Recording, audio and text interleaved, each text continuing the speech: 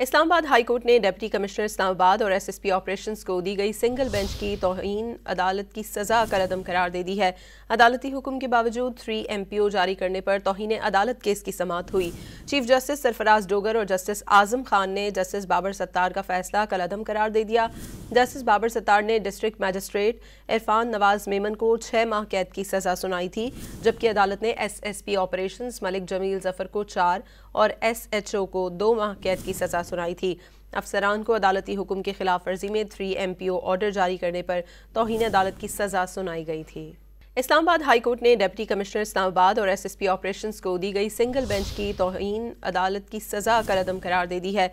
अदालती हुक्म के बावजूद 3 MPO जारी करने पर तौहीन अदालत केस की समाअत हुई।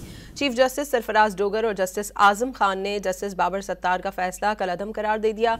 जस्टिस बाबर सत्तार ने डिस्ट्रिक्ट मैजिस्ट्रेट इरफान नवाज मेमन को 6 माह कैद की सजा सुनाई थी, जबकि अदालत ने SSP ऑपरेशंस मलिक जमील जफर को 4 और SHO को 2 माह कैद की सजा सुनाई थी।